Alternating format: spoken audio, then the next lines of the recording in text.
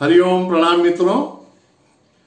भगवत गीता जी के 12वें अध्याय में हमने प्रवेश किया, जिसमें आरंभ में ही अर्जुन भगवान से पूछते हैं कि सगुण साकार की उपासना करने वाले और निर्गुण निराकार की उपासना करने वाले साधकों में से उत्तम योगी कौन है? योग वित्तमहा, योगी उत्तम योगी कौन है? ऐसा अर्जुन पूछते हैं। तो हमने कल दूसरा श्लोक देखा कि जिसमें भगवान कहते हैं कि जो साधक प्रेम से मन उनमें लगाते हैं और बुद्धि से उनमें श्रद्धा रखते हैं, मय्यावेश, मन और बुद्धि को उनमें लगाते नहीं, उनमें मन और बुद्धि का प्रवेश जो पा जाते हैं, वे युक्त तमहा, वे भगवान से अच्छी तरह जुड़े हुए हैं, ऐसा भगवान कहते हैं। तो कई विचारवंतों का कहना है कि ये सगुण उपासना के बारे में भगवान वक्तव्य कर रहे हैं। तो फिर तीसरे और चौथे श्लोक में भगवान निर्गुण निराकार का वर्णन कैसे करते हैं, उस उपासना के बारे में क्या कह रहे हैं देखेंगे। ये त्वक्षरम अनिर्देशम अव्यक्तम पर्युपासते सर्वत्र गम चिन्त्यम च कूटस्थम अचलम ध्रुवम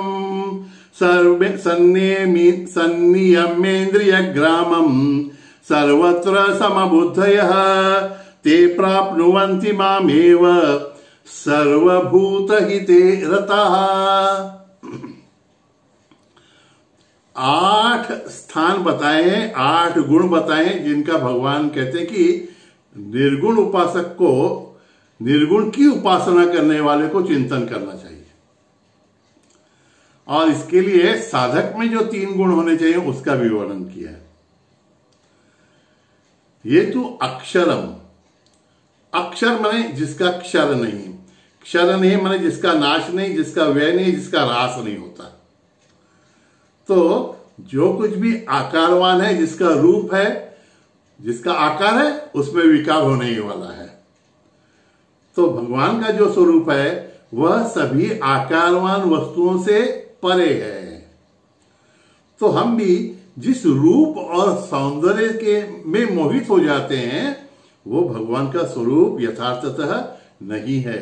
या हमारे भी जिस रूप और जिन गुणों का हमको अभिमान रहता है, वो भी हमेशा टिकने वाले नहीं है।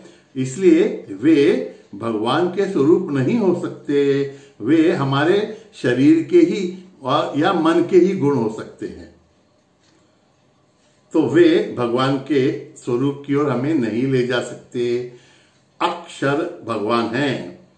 कोई भी क्षर वस्तु, किसी भी क्षर वस्तु का चिंतन हमें परमात्मा तक नहीं ले जा सकता। ये तो अक्षरम अनिर्देशम, जिसकी ओर निर्देश नहीं किया जा सकता, ऐसा भगवान का तत्व है। निर्देश माने पिन पॉइंट या इदम, ये भगवान है। अगर हम ये कहें इदम, तो संसार की सभी वस्तुओं को हम इदम इदम इदम करके बता सकते हैं, लेकिन भगवान तो अहम है, वो सबकी ओर निर्देश करने वाले हैं, तो उनकी ओर दूसरा कोई निर्देश हो ही नहीं सकता। अनिर्देश का दूसरा अर्थ है जिसकी परिभाषा ही नहीं हो सकती। हमारे गुरुदेव कहते हैं कि गॉड डिफाइंड इज गॉड डिफाइड। भगवान की परिभाषा करने का प्रयत्न करना माने परमात्मा को सीमित करने जैसा है, फिर वो उसकी मर्यादा का भंग है। अनिर्देशम, अक्षरम अनिर्देशम अव्यक्तम, स्पष्ट है। जो व्यक्त है वो रूपवान है, आकारवान है, और भगवान जो है आकारवान या रूपवान हो ही नहीं सकते, क्योंकि उनमें फिर विकार हो जाएगा। तो जो कुछ भी दिख रहा है मतलब जो कुछ भी, ये शब्द ध्यान में रखें, जो कुछ भी इंद्रिय गोचर है वो व्यक्त है, और फिर वो भगवान नहीं है, या फिर हमारा भी स्वरूप नहीं है। जो कुछ भी इंद्रिय गोचर है वो व्यक्त है, भगवान अव्यक्त है।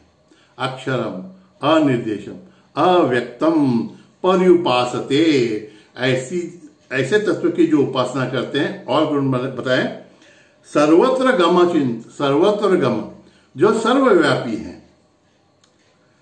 भगवान का चिंतन करते समय ये गुण ध्यान में रखना है कि वो सब जगह विद्यमान है, क्योंकि आकारवान वस्तु होगी तो सीमित होगी, उसका इतना ही आकार है, इसके परे वो नहीं है, इसके परे वो नहीं है। लेकिन जो सब जगह है उसका कोई विशिष्ट आकार हो ही नहीं सकता। सर्वत्र गम अचिंत्यम, ये ध्यान में लेने जैसी बात है। अचिंत्यम है जिसका चिंतन नहीं हो सकता। चिंतन नहीं हो सकता मतलब जो मन का विषय नहीं हो सकता। हमारे मन को किसी भी वस्तु का चिंतन करने के लिए उसका एक आकार होना, उसके गुण होना आवश्यक है। लेकिन भगवान अचिंत्य हैं, इसलिए तो उनका निर्गुण निराकार का इस वर्णन चल रहा है ना। सभी आकारों के अतीत हैं, इसलिए अचिंत्य हैं। सर्वत्रगम अचिंत्यम च कूटस्थम अचलम ध्रुवम। 8 गुण बताएं, उसका वर्णन देख रहे हैं। कूटस्थ, कूट पर रखा। कूट माने हिंदी में जिसे निहाई कहते हैं, निहाई, या मराठी में ऐरण कहते हैं, ऐरण। तो लोहार भी उसका यूज करते हैं और सुनार भी। तो ऐरण पर या निहाई पर कोई वस्तु रखकर, सोना रखकर उस पे उसको आघात करते हैं, ठोकते हैं और उसको आकार देते हैं। तो कूट पर जो वस्तु रखी है उसका आकार बदलता जाता है, लेकिन कूट जो है, निहाई जो है, आयरन जो है, उसमें किसी भी प्रकार का बदल नहीं आता, वो स्थिर है। इसलिए अन्य वस्तु को आकार बदलने में सहायक हो सकती है, या बदलते हुए आकार को वह स्थिर वस्तु दिखा सकती है, उसके सापेक्ष बदल दिख सकता है। तो भगवान जो है वो इस शरीर, मन और बुद्धि के जो बदलाव हैं उनको देखने वाले हैं, इसलिए वे स्थिर हैं, कूटस्थ हैं। To see all changes there must be a thing which is changeless, और वो भगवान है, कूटस्थम। इसी से अचलम, चल वस्तु क्या है? जो चलायमान है।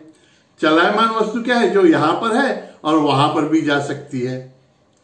तो यहां से वहां जाने के लिए वो वस्तु पहले वहां नहीं होनी चाहिए, लेकिन भगवान तो सर्वत्रगम है, सर्वव्यापी है, तो यहां भी है वहां भी है, तो यहां से वो वहां जाना ही या जाते हैं ऐसा बोलना ही व्यर्थ है। अचल ध्रुवम, जो वस्तु अचल है वो एक जगह स्थिर रहती है, और ध्रुव का मतलब सिर्फ अचल ही नहीं, उसमें किसी भी प्रकार का बदलाव भी नहीं आता। तो कौन से गुण भगवान ने बताए?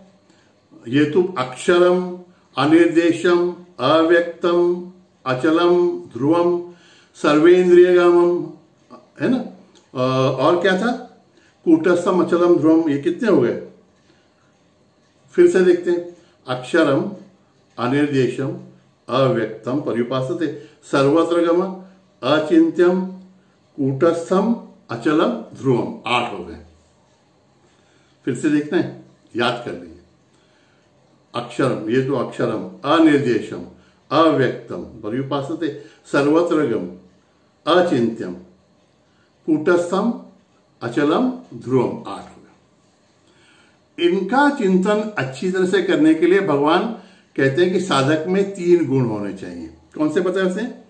संनियमेन्द्रिय ग्रामम, संनियम्य इंद्रिय ग्रामम, सभी इंद्रियों का अच्छी तरह से नियंत्रण करने वाला साधक ही निर्गुण का उपासक हो सकता है। क्योंकि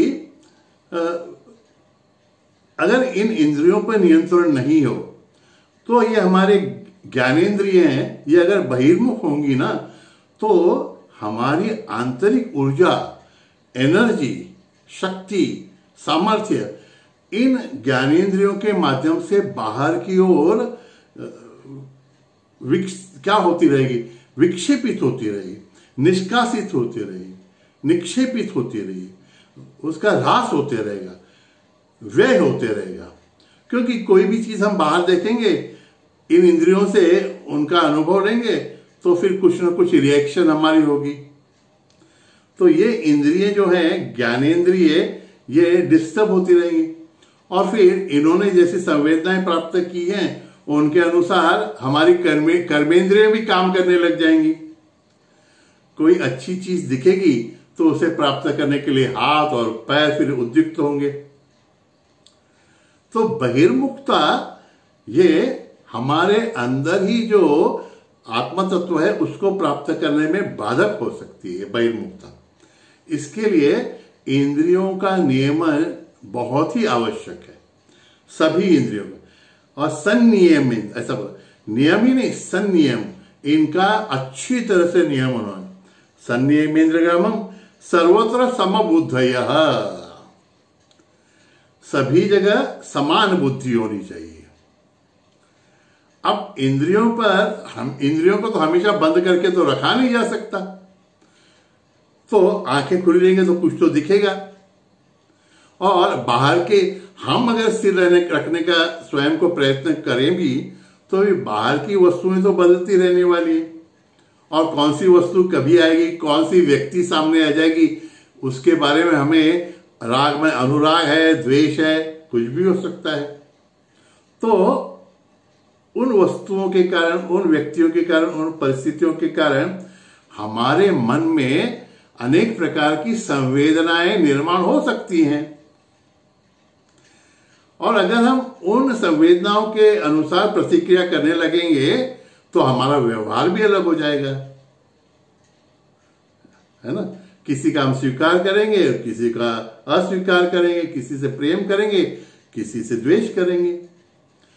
तो हम कौन सी संवेदना प्राप्त कर रहे हैं उस पे हमारा नियंत्रण नहीं है, लेकिन हमारा जो व्यवहार होना चाहिए उसको नियंत्रित करने के लिए हमें सभी संवेदनाओं को बुद्धि के स्तर पर लाकर समान करने का प्रयत्न करना चाहिए। कोई सुंदर वस्तु दिखे या कुरूप दिखे तो यह तो नैसर्गिक है कि मन की प्रतिक्रिया अलग होगी, लेकिन उन संवेदनाओं को, उन प्रतिक्रियाओं को बुद्धि के स्तर पर नियंत्रित करते हुए हमको उन दोनों में क्या समान है। बाहर का रूप अलग है लेकिन उनमें जो चैतन्य है वो समान है। उस समान वस्तु से हमको रिलेट करने के लिए हमें बुद्धि की समता प्राप्त करनी आवश्यक है, समबुद्धयः। और आगे का जो गुण बताया हुआ है सर्वभूत हिते रताः।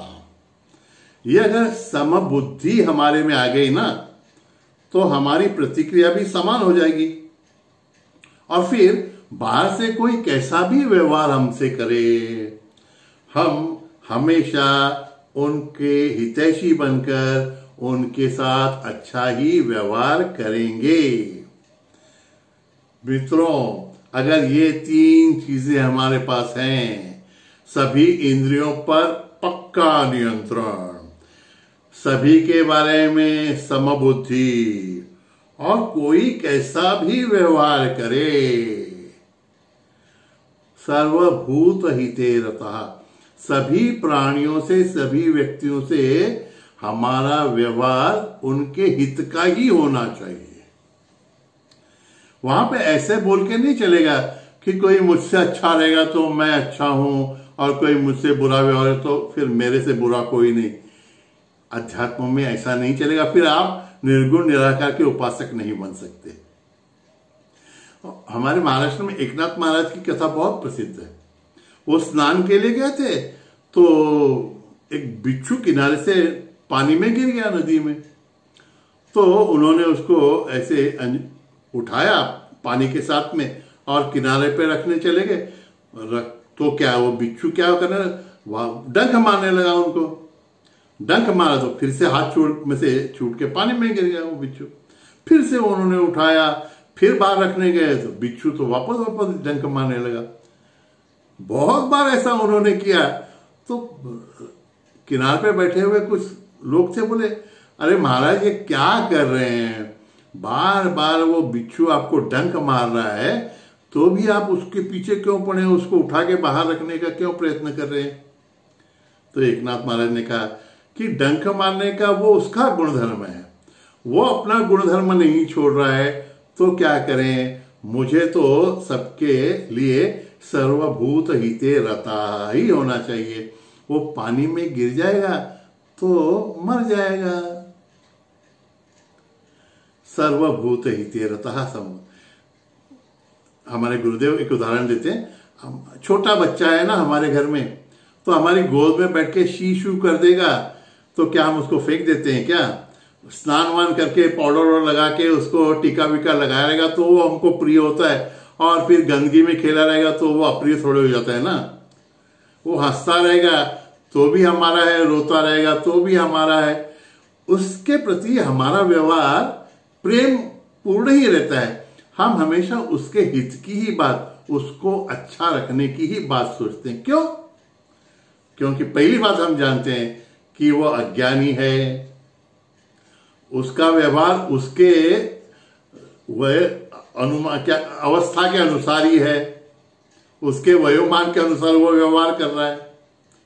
लेकिन हम तो सुज्ञ हैं, हम तो सज्ञानी है या ज्ञानी है। हम सज्ञान है, ज्ञानी है, इसलिए हमारा व्यवहार उसके प्रति हमेशा बैलेंस्ड होना चाहिए। समबुद्धि, समबुद्धि माने मन का समतोल।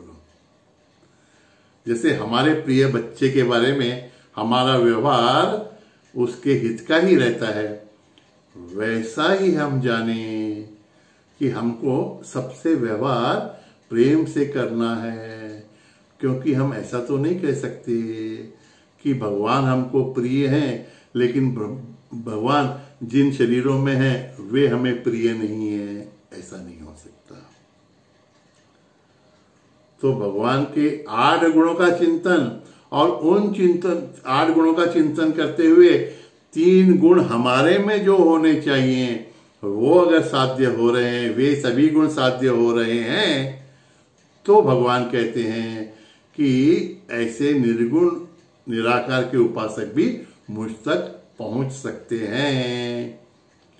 अब अगले श्लोक तक हमको थोड़ा चिंतन करना पड़ेगा कि हम सगुण के उपासक हो सकते हैं या निर्गुण के। एक बात तो स्पष्ट है, जिसके लिए जो मार्ग योग्य है ना, वो उसको चुनने की पूरी स्वतंत्रता है। अरे हमारे पास अगर कार है तो उसको सड़क पे चलाएंगे, नाव है तो पानी पे, और अगर हवा में यात्रा करनी है तो हवाई जहाज का ही उपयोग करना है। तो हमारी क्षमता, हमारे आंतरिक गुणों को देखते हुए हमें किस प्रकार की उपासना करना योग्य है, श्रेष्ठ या कनिष्ठ, ऐसा कुछ भी नहीं है। ऐसा भगवान आगे भी निर्देशित करने वाले हैं। उसके बारे में चिंतन करेंगे। तब तक इन गुणों को आत्मसात करने का प्रयत्न हम करें, अवश्य ही हम इसमें यशस्वी होंगे। तब तक के लिए हरि ओम तत्सत। नारायण नारायण नारायण।